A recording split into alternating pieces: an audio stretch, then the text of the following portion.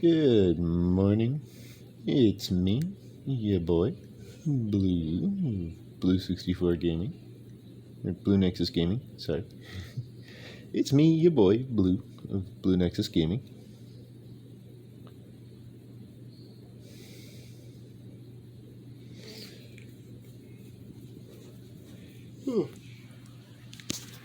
Bit of a late start today. My water heater had broken and we had to get it replaced. The maintenance man came by, they got it all replaced. We're good now. Just took a little while.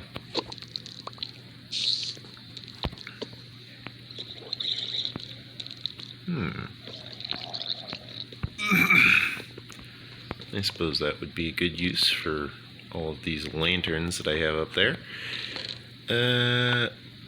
Anyways, I believe last time I played, I was somewhere in the process of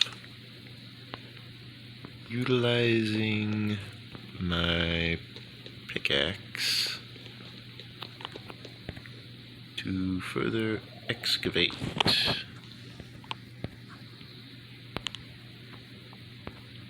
Here we go. Better pickaxe. Get a better shovel. Oh, I guess I can just use up that entire iron shovel.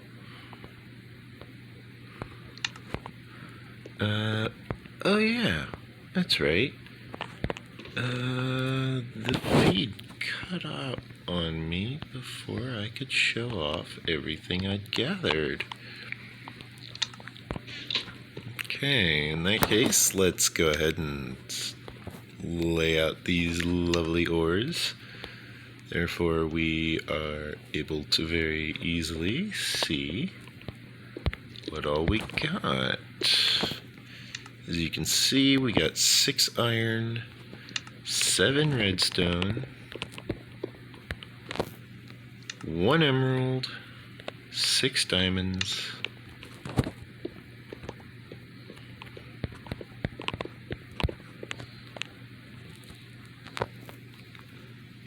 and that means if we go back around to this other side, we can start with the iron. We got from 6 iron,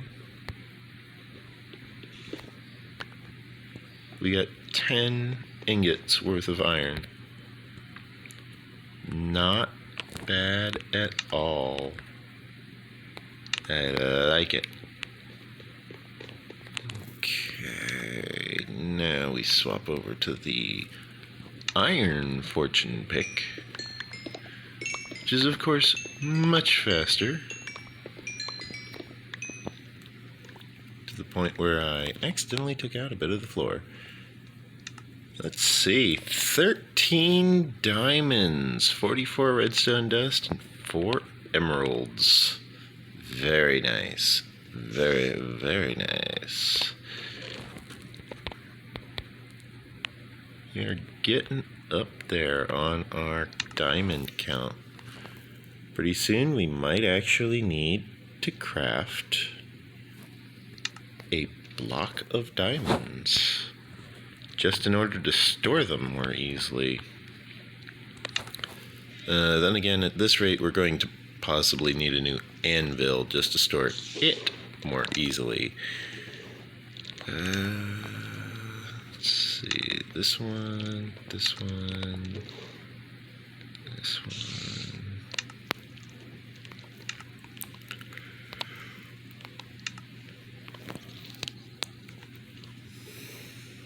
Making sure all of these things are all topped off so I know what to return to.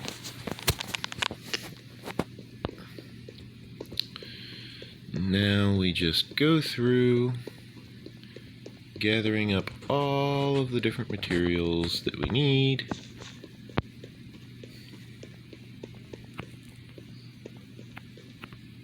While making sure to harvest out the ceiling area here.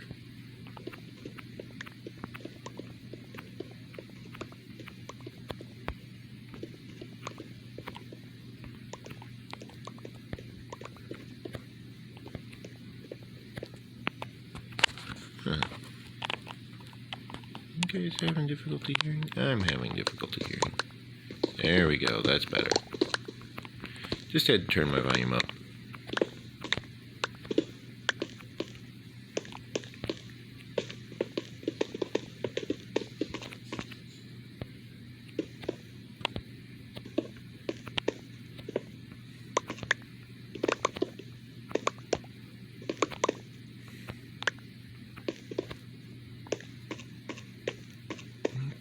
Okay.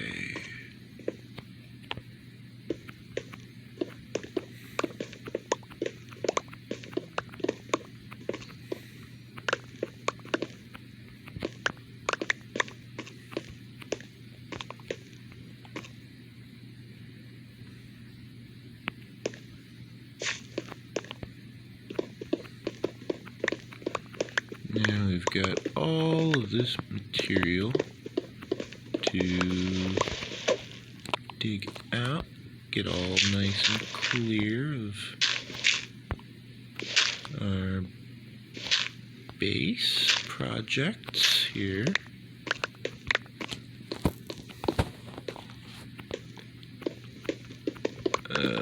Yeah.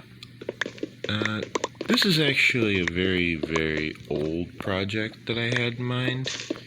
In case you were wondering what it is that I'm actually doing here.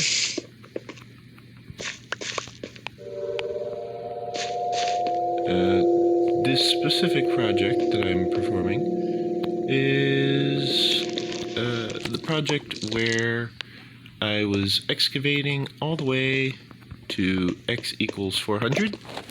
I wanted to make sure... Hold on. I heard a silverfish. Actually, I shouldn't even worry about silverfish because, honestly, I'm using a silk touch pickaxe. I should not need to worry about silverfish at all for this.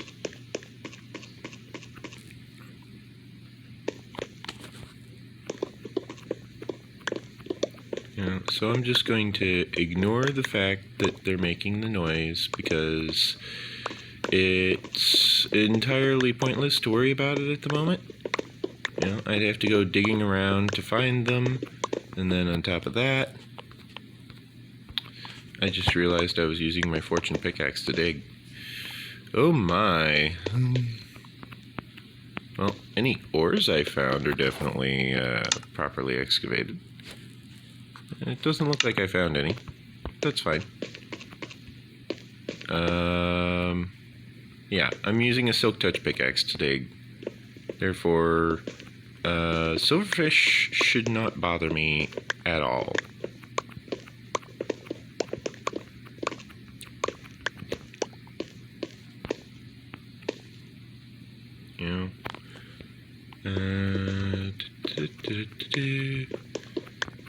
The silk touch pickaxe, if you're not familiar with the enchantment, allows you to very easily ignore silverfish spawns, because when you mine out a silverfish block with a silk touch pickaxe, it drops as the block. So if it's, Minecraft stone, it will drop Minecraft stone. If it was a granite item, then it'll drop granite. If it was diorite, it'll drop diorite, etc., etc., etc.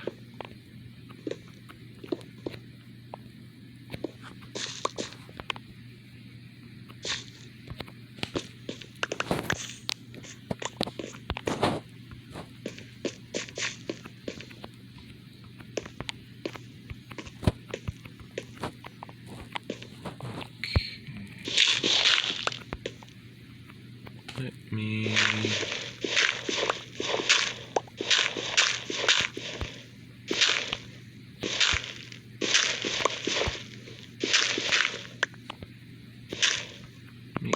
excavate a little bit of this here in order to gather up the materials more readily and more easily.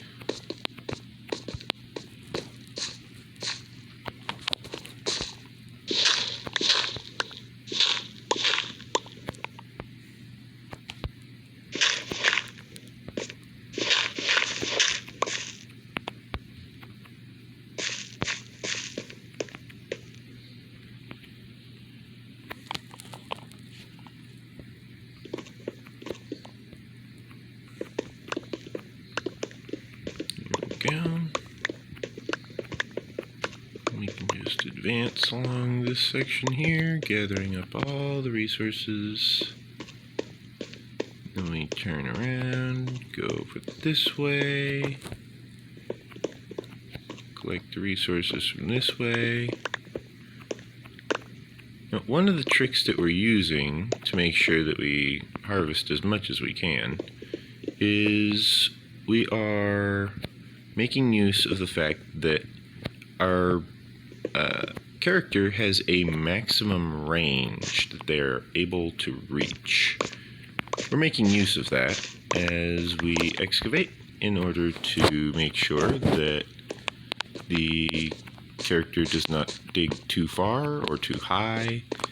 We don't want them to, dig out literally everything and then find out, oh, well, we only wanted half of that. And it's like, but we already dug out everything. We don't want to have to do too much extra work. We want to not need to do too much extra work. Therefore, we're making sure that our workload is of the appropriate amount.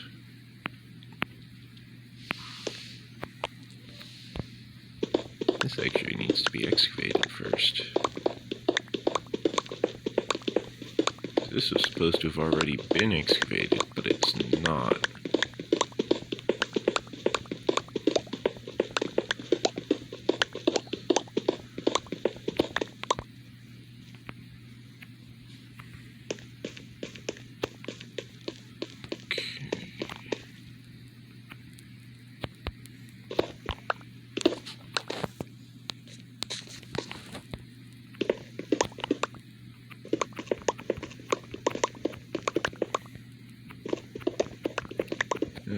In the areas up here where it's situations like this, we're not really making use of maximum mining range. We're more making use of just the ability to dig at high rate of speed.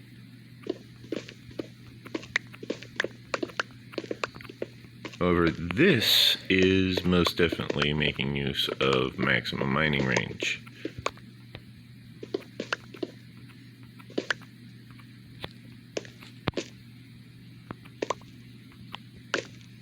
Okay. Now we've got that all organized.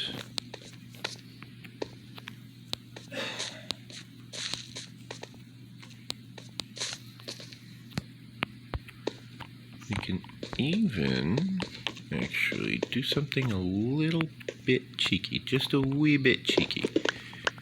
We can dig our way up to this higher floor up here, where we're trying to dig everything out. We can just dig it out from up here. We don't have to actually dig it out from below because we're using Silk Touch, so we don't really need to worry about silverfish. That's one of the main reasons that we're getting the flooring in, is we are kind of worried about silverfish. However, once we get that flooring in, we're going to be pretty fine.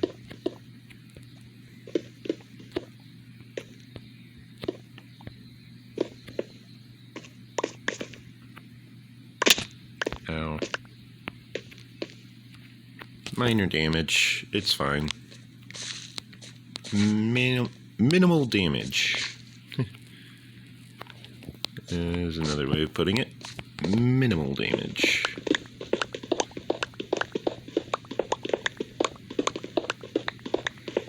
Okay, now, I mentioned in some previous episodes that I had found the Tasha's Cauldron of Everything supplement, and I was planning on utilizing that in my Dungeons & Dragons sessions with my players. I have not gotten to that point yet. However, my players are definitely sounding very interested in the campaign at the moment. I'm trying to not give away too much about what's going to happen.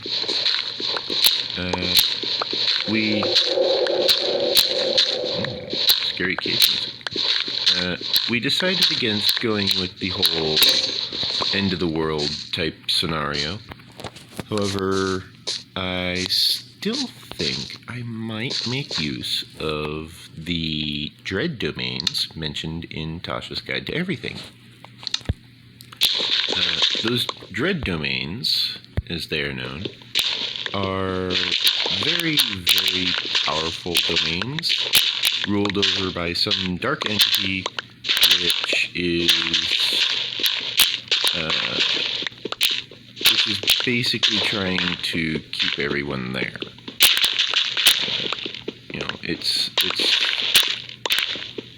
It's ruled over by a bad guy. That's the short and sweet of it. It's ruled over by a bad guy. The bad guy wants to do bad things. The players are supposed to find some way to stop the bad guy. As for everything else, such as how does the bad guy know the players, what is the bad guy's goal, all of that stuff is, as they say, auxiliary, meaning it's not immediately relevant information. It's not exactly information that needs to be figured out, like right off the bat, right away. Don't worry, I will plug in my phone before I get too carried away. Just digging out this gravel first. But yeah, the information about the big bad evil guy, and who they are and how they know the players is not immediately necessary. As the players, might still actually be listening to this. I don't know yet. I don't think they are. However, if they are, they can expect some very hefty Curse of Strahd themes, as there are definitely plans for creating something that's going to be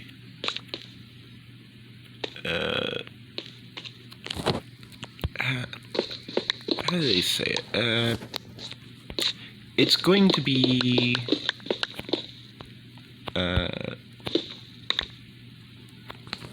a bit of a dark humor type of adventure, but also it should be really fun for the players. Not so much for the GM, because, they're obviously going to try and, kill my big bad evil guy. But, that's fine, because that's what big bad evil guys do. They just kind of are meant to be fought.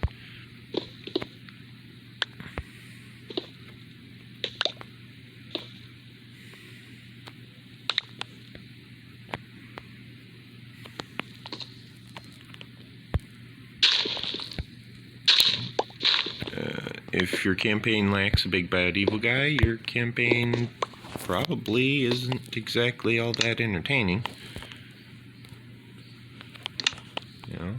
I'll tell you that right now.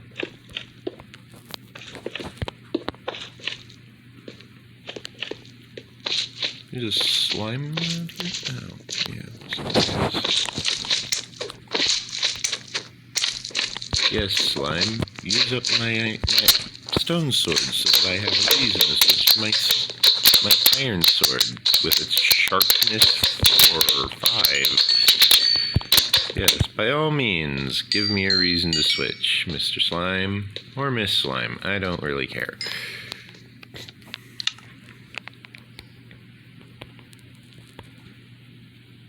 Is there anything I can craft or do? Looks like I can just hurry up and fill in all this area here.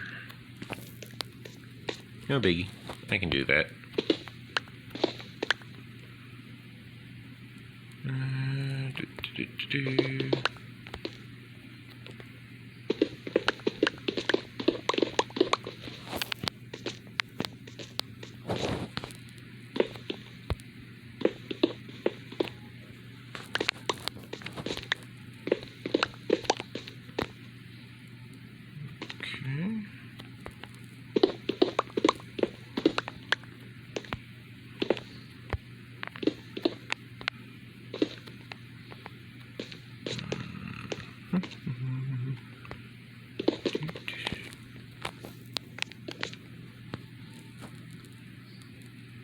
Let me drop all these real quick so that I can gather this.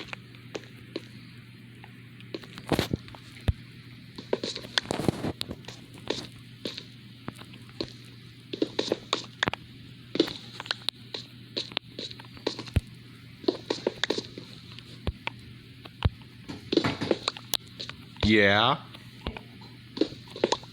I'm recording.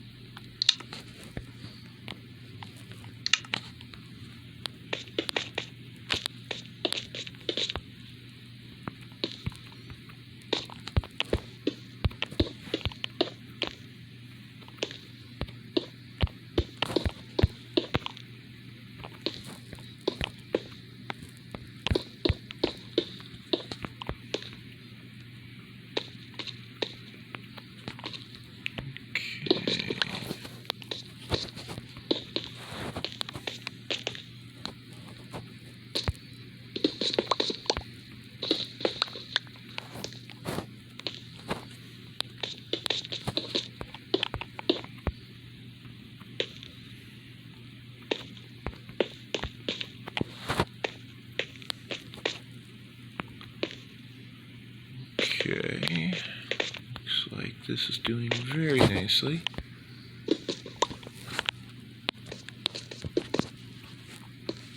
I am not sure if picking up items from the item stack on the ground back there will continue to refresh the timer for the items. I know that used to be a thing back when you dropped the items. I've yet to see anything from Ilmango about any possible changes to this status of the item when trying to, for example, gather items from a stack of items that are on the ground. I've not yet noted any differences because it hasn't been long enough for me to note any differences. And on top of that, I am not really all that familiar with the various redstone mechanics enough to actually track it out myself. I know there is a way to track it out. However, I do not have the technical know-how to actually perform such a task. Therefore, if a person such as Ilmango were to map that out, that's fine, because Ilmango knows what he's doing. He's very skilled in the redstone section. He's shown off some of the redstone that he's done, and I honestly have no idea how half of it works sometimes, but I digress. I follow along anyways. I pay attention. Eventually, I plan to hopefully get as good as Ilmango is in my own redstone abilities.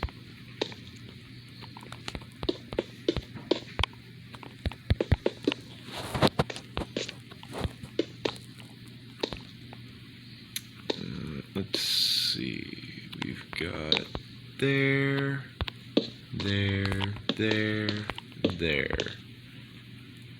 And that'll get this place nice and lit up. There we go.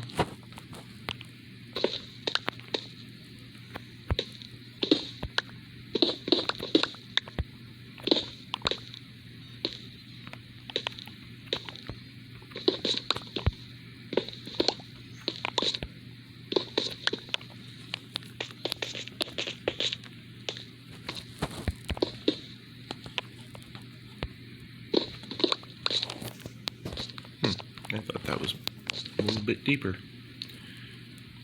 Oh well. Okay, let's get this excavated back just a little bit more.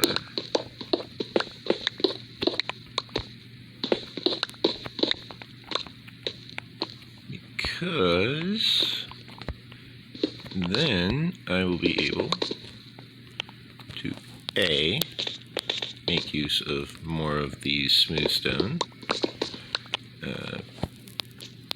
in order to fill in the various areas.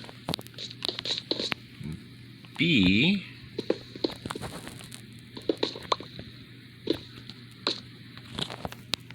I will be able to possibly free up some inventory space. And C, I will be able to make use of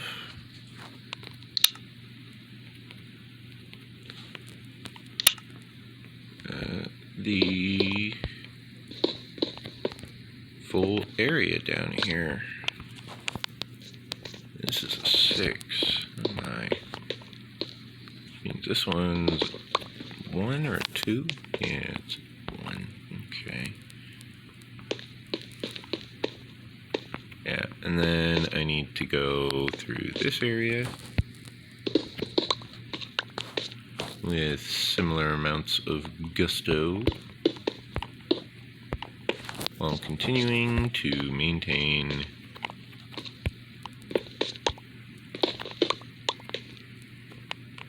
yes. While continuing to maintain my various quantities of smooth stone, amongst other things.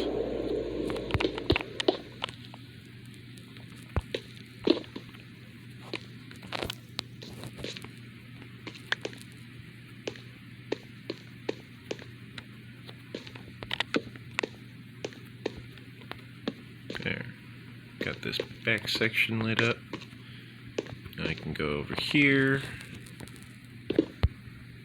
dig out some of this. Perfect. I mean, not perfect, but perfect enough. I dug out all of that gravel. I found a bunch of ore. I prepared this area for future excavations.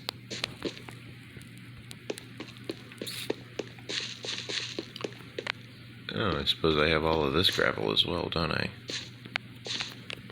This might be a separate gravel vein. It's always kind of messy excavating down to bedrock, because no matter what you do, you're just going to have to deal with the fact that bedrock's just kind of all over the place. Therefore, it's best to just do it in a tower type of formation, where you just dig straight down into it. I know it's really not recommended, because digging straight down is kind of stupid. You never really know what you're going to dig into when you dig straight down.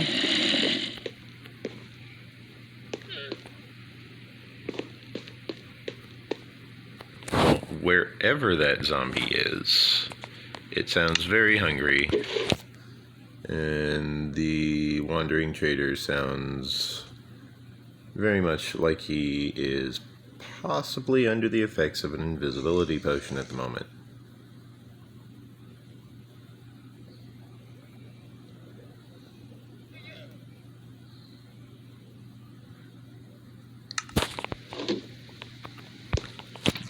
Okay, then we've got the gravel.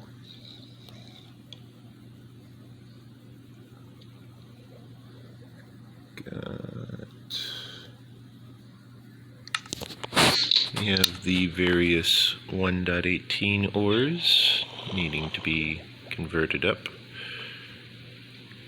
Do.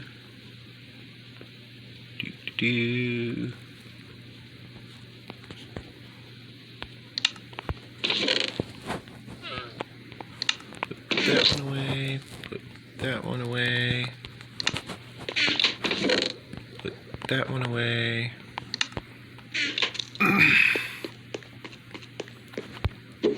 And let's see, I believe there?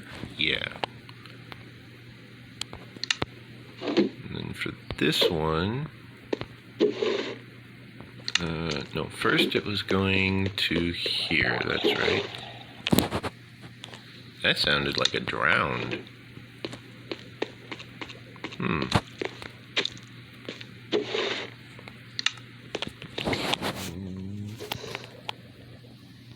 Wow, I'm working on 31 barrels of cobblestone.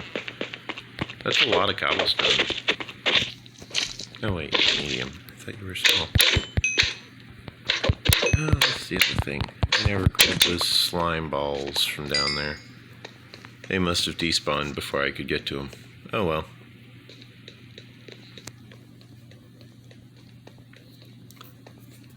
That's no problem, really. I mean, yeah, I lost the items, but in all honesty, I think I have enough slime.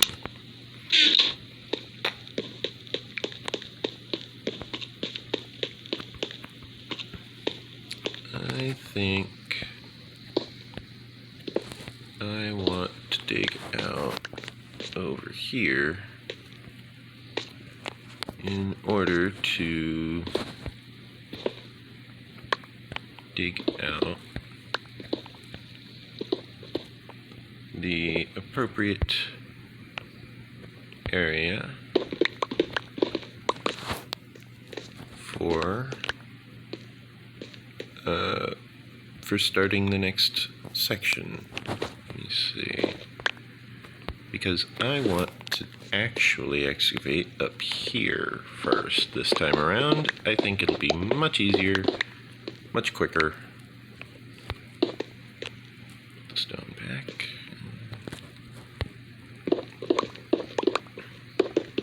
Just start out on this upper level. I will need to be careful here, because as I go through, I will find that the dirt actually reveals that I'm not standing on anything. Therefore, I gotta be careful of areas like that. Over. A little bit of proper planning, maintenance, and whatnot. Just like the water heater, it'll be all fine.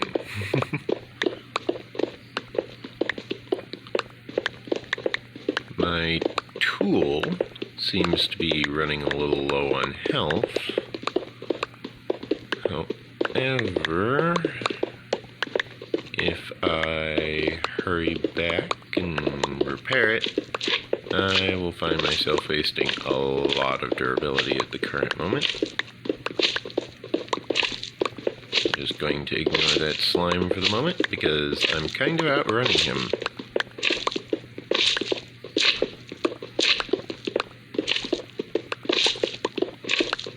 Not only that, but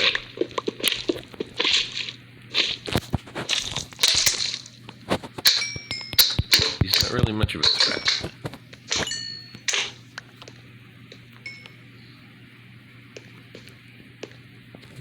Okay.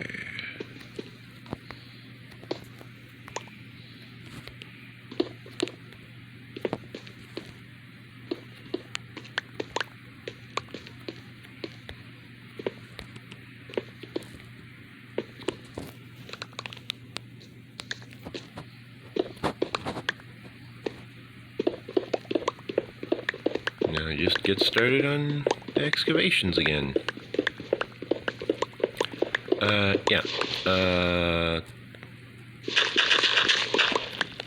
Okay, where was I? Something about Tasha's Cauldron of Everything. Okay, so there is this quest that my players have mostly just not really been paying much attention to. It is a very important quest because it has a lot of various NPCs going missing from the town that they're in, or at least the town they were in. They recently switched over to another town because we had to go pick up our paladin from another town. So we had left him behind there in order to allow the paladin to do what the paladin wanted to do. Meanwhile, we were on a bit of a time crunch because we were trying to deliver potion making ingredients to the town.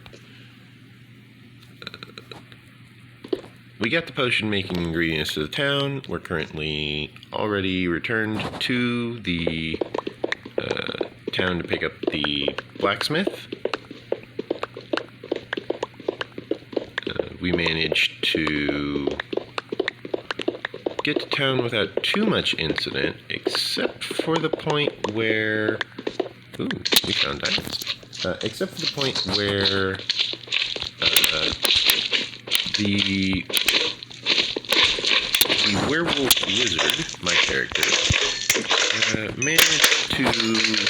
Hold on, let me clear out this massive mini army here. Okay, there we go.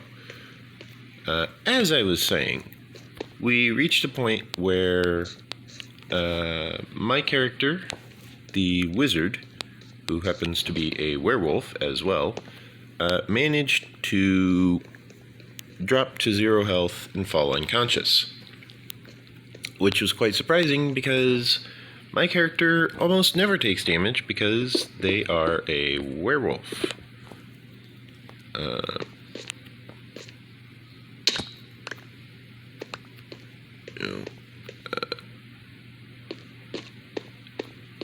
As they say in, what was it? What movie was that? Young Frankenstein. Werewolf. There, wolf. Lovely movie. Very funny, very, very good humor. Bit old, but decent movie. Anyways, my character ended up dropping to 0 HP, which was amazing because my character is level 13, while their characters are like level 4. I've got a lot more playtime recorded than they do, but at the same time, like, for the level 13 to drop to 0 health, despite everything that he can do, the fighter, he used up his second wind, he used up his action surge. He used up his... did they spawn up there? They spawned up there, didn't they? He used up his action surge. He used up his second wind. He used up his giant smite, which was a racial feature that his character possessed. His character, owns.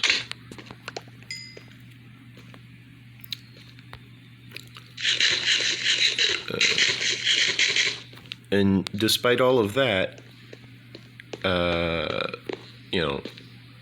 Jack Mist, the wizard, still managed to just drop like a sack of potatoes. Meaning he did not handle getting beat up too well.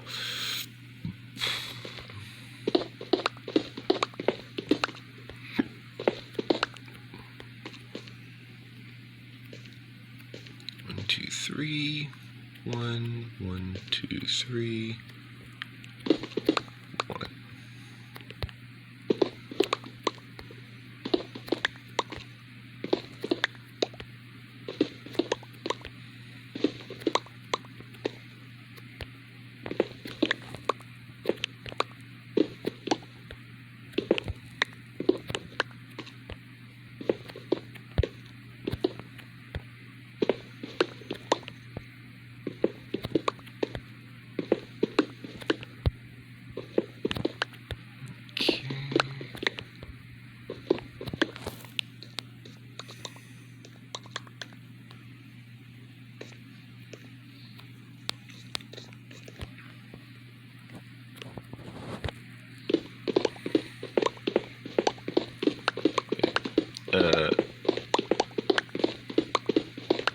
Jack Mist managed to take down quite a few of the opponents, which the enemy which we were fighting that was ever so deadly was called a Thrycreen. We were fighting 7 of them.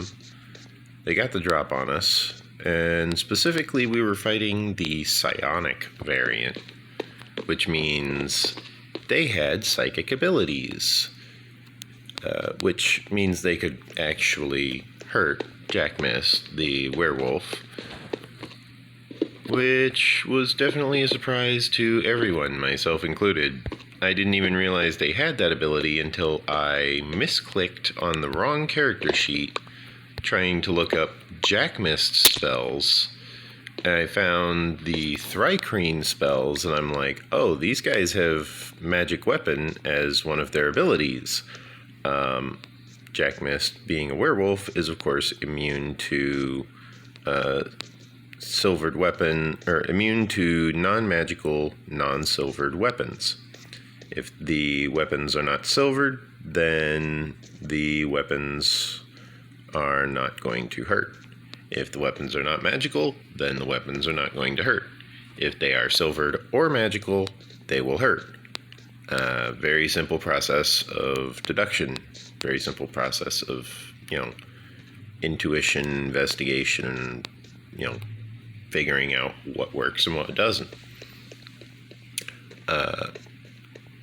We very quickly found out that,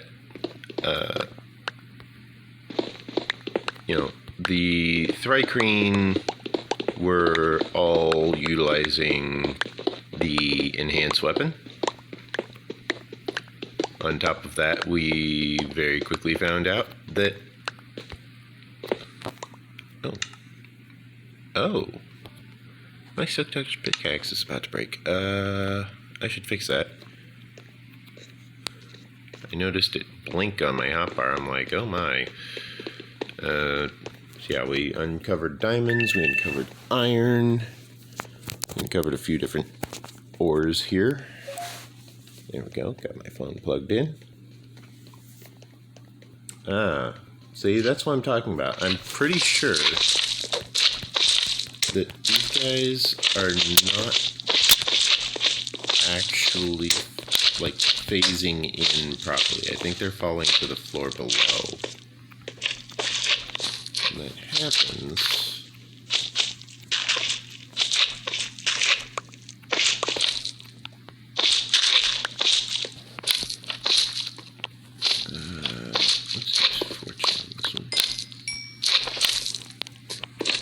when that happens, basically, yep.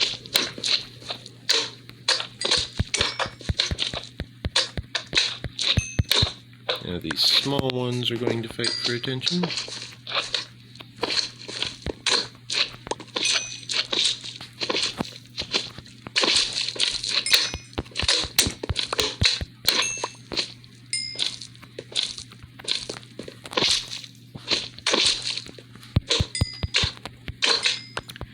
Now, what would be useful is if these little guys still manage to, like, sap your saturation. That would be nice.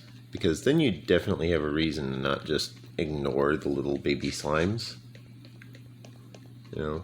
But at the same time, then you kind of miss out on the opportunity of having the most adorable of screenshots as you're just surrounded by little slimes.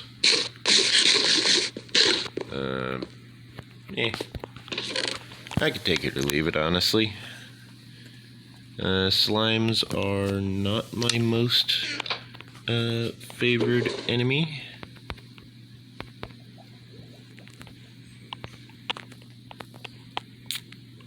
Let's see, first I need to check and see if this is full. Yes, that is full. Oops, didn't mean to click that.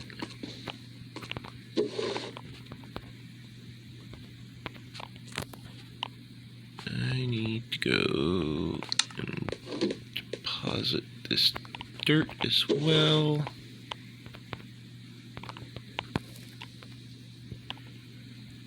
Okay, and then I need to deposit the slime, as well as the various ores need to be laid out so that I can mine them.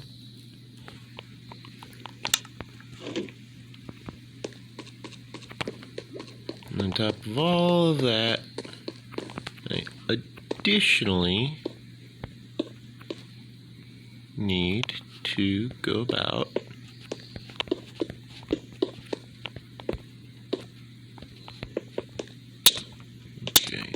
that's where I'm going to stop in this direction, instead start on the other direction. I need to mine out all of these ores, and then I need to mine out all of these ores. I'll actually just start on this side. This will get me a lot more coal, a lot more iron. I will actually want to probably smelt up the iron that I have currently in the blast furnace with this amount. Not enough for a block of coal, just a regular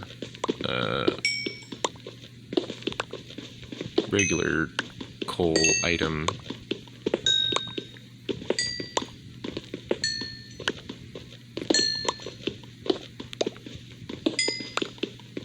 We are definitely making some good progress on this mine, though.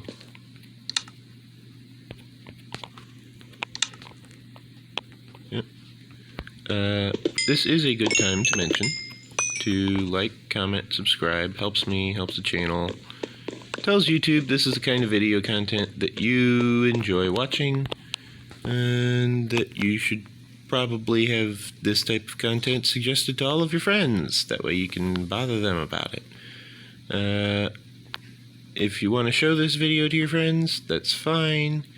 If you want to utilize my videos in some form of Minecraft bug report, that's also fine. I do not mind, because it always helps to have the game get better.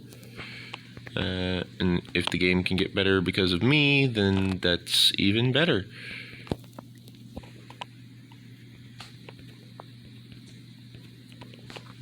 Okay. Deposit all of the iron. Block of slime. Block of redstone.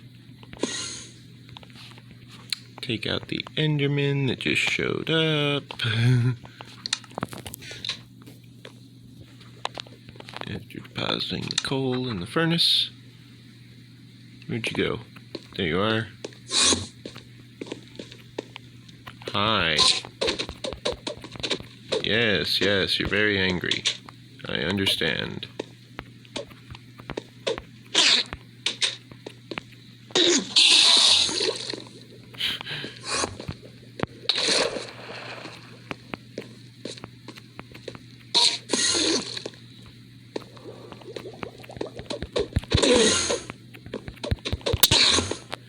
This guy's mostly just beating himself up.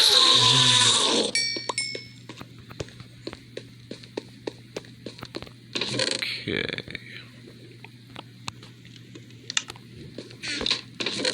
Now, we want to deposit all of these lovely pretty blocks here in order to properly store all of our progress. Let's see, we also want... Yeah, I forgot about that. We do want a bunch of these materials because we are going to make use of them all. We're also going to do something along the lines of this, where we just fill in this, and then we can dig out right here. Collect these arrows. There we go.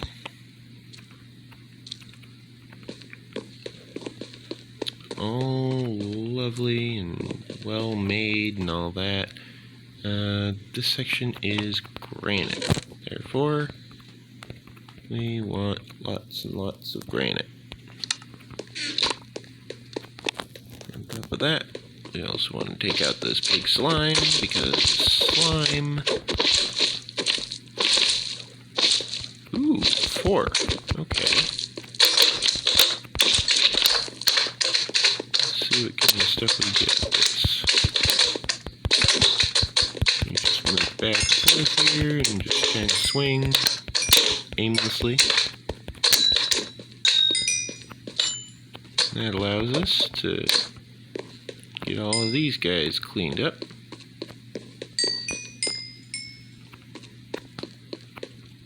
Okay, we'll drop down one of these for now in order to pick up all of these.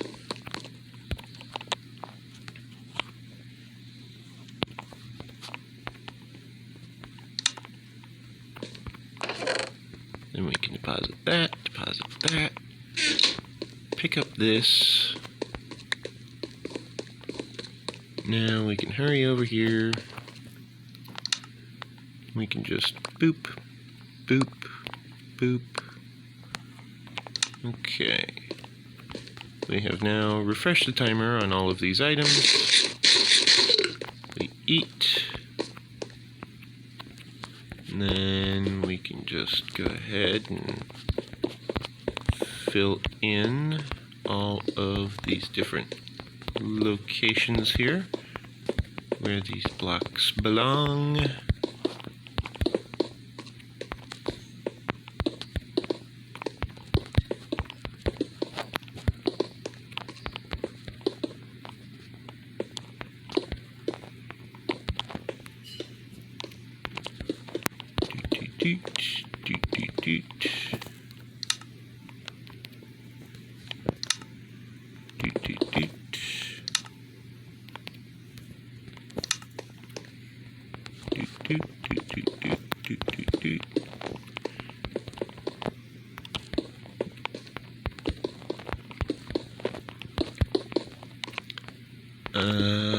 Tasha's Cauldron of Everything, right.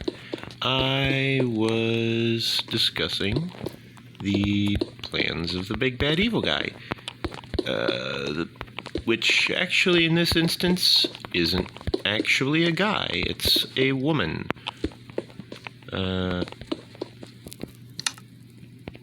Specifically, this is going to be a noblewoman who has managed to woo a vampire.